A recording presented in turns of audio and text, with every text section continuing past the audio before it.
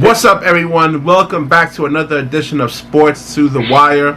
For those of you who do not know me, I am Rashid. Who are new to the channel, this is Beric on the other side. You see this fish? Yeah, he's on the other side of the fence there, man, via Zoom. I want to fight, man. I want to fight. We got a problem with this next segment. Let's go. That's right. All right. So we're back to the sports, man. Enough of this political nonsense and stuff like that. We're back to the sports. We're talking about the Milwaukee Bucks, and they won 1 out of 5 games in a gentleman's sweep, pretty much. And the whole issue is on Giannis. Does he actually sign the Supermax agreement? And what's his future? And what improvements do you need to see with the Milwaukee Bucks if Giannis is going to stay there? Barrett, take us off, baby.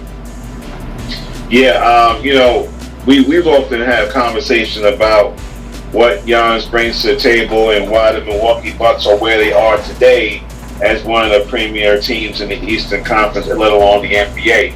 Unfortunately, because of that stardom, that rise of stardom, that injection of freshness, where it's usually the usual suspects and teams that's always winning, whatever team LeBron's on, and those type of things. But now you have the Milwaukee Bucks, who have not been as great since they had Ray Allen, and before that, back in the early '80s when you had Jack Sikma, and those days are long gone. Sidney Moncrief.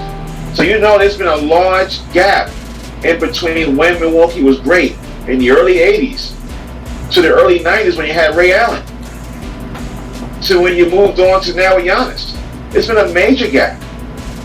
So now, as a Milwaukee fan or an NBA fan, you love the fact that Milwaukee Bucks are in play.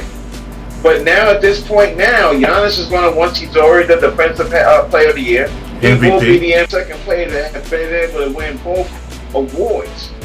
And what happens to the Milwaukee Bucks 2 years in a row? They get knocked out before they get to the conference finals. So you got to wonder. All right. So who do you actually put the blame on here? Because there's a lot of blame to go around here. Do you actually look at the coaching, the fact that they lost Malcolm Brogdon and Mirotic, and me, you and I talked about that. Yeah, we talked about this earlier when we were prepping for this show. That you disagree with me about Giannis' game needs to actually improve, though. And to me, I keep saying I've been saying this for the last 3 years, that he's a one-dimensional player. I mean, his strength and what gets him into the NBA is attacking that basket and no post moves, no floater, no jump shot, not even a mid-range shot, pretty much. So it's not consistent, bro. It's not consistent. Yeah. Is it there? Yeah. Has he been trying? Yeah. Is it consistent? No. But the other guys, Middleton, and these guys have to step up. And Middleton hasn't been consistently his second guy. Well, in the playoffs, you're asking Chris Middleton to guard the best player on the opposing team. And then you asking him to go on the other hand and really carry you and be that second piece. It's kind of hard, man, in today's NBA, man. It's kind of hard, but Scottie Pippen did it. That was hand checking. You can actually hand check. That takes pressure off of your lower extremities. I get all that, but if you're referring to how you're playing defense versus what your assignments are. So you were just mentioning how the assignment is. And I'm just referencing he's not the only second player that had a hard assignment on defense and still produced on offense. Middleton's being asked to do that because he has the range. He's a tall guy. He has shooting range, his handle. He's able to get into the basket. He can defend. So why can't he be able to be helping out Giannis? Why is Brook Lopez not out there on the perimeter knocking down three-point shots? Because he doesn't have a good back-to-the-basket game. No, he does. No, Brook Lopez can score in the post. He's actually really efficient at that. The problem with Brook, he still could. I mean, he made his bread and butter on that. The problem with Brook Lopez is that passing up the double teams when the defense collapses on him, he tends to hold the basketball and then releases the basketball too late and then winds up turning it over more than not. So that's the problem with Brook Lopez operating in the post. He's an excellent post scorer. It's just, all right, now I'm gonna take that away from you, and then can you pass out of those double teams? That's the main thing with Brook Lopez, and why you don't want them posting up. Yeah, Brook needs to be out there knocking them threes to clear the paint open, because you have a lot of driving guys. You don't have great shooters. Well, we see. Listen, the thing is, if they can take away the three pointer from Brook Lopez. They can crowd him. They can put the ball on the floor. The thing is can he actually, put the ball on the floor and actually do a 17? That's what you're really alluding to. Maybe his inability of finding the open man. Who is the guy? Where is the player supposed to be on the floor? Yeah. And usually most players rotate out the paint back to the perimeter and free themselves open for an open jump shot, which is why. And the thing is on defense, if he gets switched on to a small, to a guard, his lateral movement is just not there in a sense, though. I mean, he's gotten better at it. You have the best. Right, you have the best record in basketball. You have the best numbers in basketball. You produce the most points. You got knocked out in 5 games. I mean, Eric Bledsoe is a liability on offense because he can't shoot. It's the same thing. I mean, he's like a little smaller Giannis. He can't defend either, but he has a good ability to drive the basket and dish it. And again, in the playoffs, they're going to take that away from you. They're going to crowd the paint and they're going to force you to shoot. So you got to shoot. This is why missing Brogdon was a big problem. Brogdon was able to do both, and he was a great defensive player. I think what Milwaukee's going to have to do is they're going to have to go out there and start recruiting guys who can shoot the basketball. So we're hearing a lot. There's a lot of chirping about Chris Paul because I think Billy Donovan and Oklahoma City, they actually parted ways. Meaning that OKC is probably going to go and rebuild. Billy Donovan doesn't want to. But Chris Paul's got a very expensive contract for a guy at his age. He's in the final tier of his career, and he's making a lot more money than a guy should be making in the final. Well, you're not asking him to do much. You're just asking him to pretty much. Because listen, I like Bledsoe, but then you ever see Bledsoe lead guys, point guys into different spots and say, hey, you got to be here, you got to be here. You see that as bad as Ricky Rubio. Ricky Rubio can actually do that. He has that type of leadership where he can put guys in certain positions to actually score. Listen, you got to think about it. You got DaVincio on the court in the fourth quarter. DaVincio, the backup point guard, he's on the floor. I mean, you have the wrong lineup out there. You take Giannis out that lineup, man. Let me tell you what their record was. Their record was 9-15. 9-15 without Giannis on the floor. Yeah. This season altogether. Which means what? This means that without Giannis, this team has the inability. Well, listen, that's why he's an MVP player because the MVP means to me who's more valuable, not the better player, but who's more valuable to their team.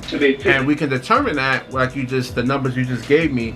When a player's not there, how do they actually perform? If you look at Michael Jordan wasn't as valuable to the Chicago Bulls because when he retired, they still was a Hugh Hefner call from actually going to the NBA Finals.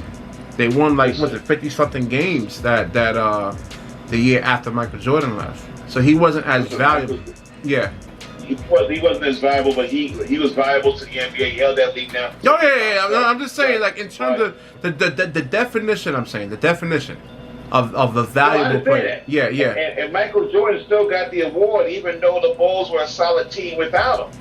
Okay, you saw what they did when he retired. They went all the way to the conference finals. They ran into the Knicks that year, and if it wasn't for a phantom foul call, against Hubert Davis in Game 7 in the Garden, because that's my team, but I'm going to call the facts what it is. If they didn't call Hubert Davis, an ex-North Carolina player, for family touching, I forgot who the jump shooter was at the time. No, Hubert Davis was the jump shooter. I think it was called on Scottie Pippen. He somehow touched his elbow. If it wasn't the case then, guess what? The Bulls probably won that series in 7 games without Michael Jordan. Yeah. You give the MVP award to Charles Barkley. You gave the MVP award to the mailman. The mailman is just as responsible as John Stockton was. Barkley had other players on his team, Stevie Francis, those guys. But, in this particular time, you realize Giannis' value to the NBA and Giannis' value to the Milwaukee Bucks is very similar. He is going to be the offensive and defensive player of the year. And yet, you cannot get your team out the second round. Well, because he has limitations to his game, man. I mean, I would love him to get some post moves where they can actually switch and get a small guarding Giannis. That way, that can collapse the defense somewhat and kick it out to open shooters. Like I said, it's just Giannis. Giannis is just too one-dimensional. I've been saying this for years that he needs to actually develop some footwork, get some post moves, get a jump shot, get a teardrop in, like a floater. That way he doesn't have to strictly rely on contact. Yeah, but you know what? Even if he develops that, Rasheed, the bottom line is he doesn't have enough support around him. We'll mention Michael Jordan. He had Steve Kerr or he had John Paxson. If he had a rebound, it was either Horace Grant or Dennis Rodman. And his number 2 guy was always Pippen. Underneath that all, they always had a solid bench, whether it was B.J. Armstrong to Bill Wennington to Bill Cartwright. He always had support around him. Milwaukee don't have this. You got to go out there and get him some guys. All right.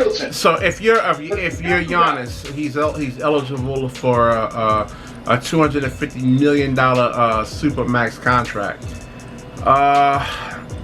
What do you actually think? Does he actually stay and take that, or does he leave? I think he stays and takes it. I think he likes Milwaukee. I think he likes the fact that he's a god in Milwaukee. I think he likes the fact that he's responsible for this team being where they are. And I don't see a guy walking away from it. Let me not compare this to a serial killer, but serial killers do what they do because it makes them feel like God, right? So at the end of the day, I'm not comparing Giannis to being a serial killer. What I'm saying is a lot. Yeah, I get the analogy. I get it. Yeah. Yeah. So the bottom line is, why would he walk away from that? Especially if they're going to give him the major max. I don't know too many teams out there that's going to give him that money. There may be a few teams out there that will try. Okay? But Milwaukee is ready to offer him the max. Why not take it? You are in a playoff team. You're responsible for the success of the team. It's now the responsibility of the Milwaukee Bucks to get you some legitimate. I would wait for if it was I would tell him to wait the next year. They're still going to offer it to him, and put some pressure on Bucks management. Like you said, hey, get some guys. What are you going to do? Because letting Brogdon go was a huge mistake. Yeah, Mirotic, you have no control of that. He chose to actually leave and go to the EuroLeague. To the Pacers. He went to the Pacers, and he went to the Pacers with good money. But he could have. Listen, when he was on that team, I saw defensive presence. I saw patience on offense. I saw a guy who could make shots at crucial times. I don't see that much coming around from anyone outside Middleton. Middleton's a man consistent either. Yeah, I agree. So it's really a tough thing right now for Milwaukee, because this is a team. Now, I'm going to say this right now. In the regular season, this will be a team that will challenge the Brooklyn Nets next year. In the regular season for overall best record. I don't think they're going to beat them in the postseason. Oh, hell no. Everyone stays healthy. Yeah, definitely. Okay? Make sure I'm clear about that. But during the regular season, when you have who are the top teams in the Eastern Conference, it's going to be Brooklyn, it's going to be Milwaukee, it's going to be Boston. And I won't be surprised if Miami somehow has something to say about that. All right? Yeah, someone's going to say, well, what about Philly? Well, what about them? They're still trying to figure out how to keep Embiid and Ben Simmons happy. So right now, the top 4 teams right now in the Eastern Conference are the teams I mentioned, and Milwaukee's still there. So if Milwaukee goes out and gets some pride, should they go out and get a CP3? There's your offensive weapon right there that does the kind of distribute basketball. All right? They make moves like that. That will give them a chance to move further. They have to make a splash in the offseason, the kind of splash that's going to help Giannis. Not just pay Giannis. You can pay him, but you need to help him too. And I'm sorry, all the guys outside of Middleton, you guys got to go.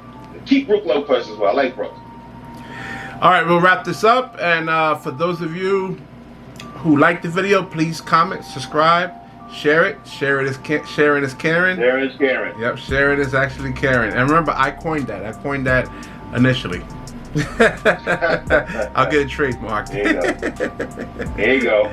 It might be on a billboard one day. Oh, yeah, absolutely. All right. Peace out, baby. Peace out. Peace.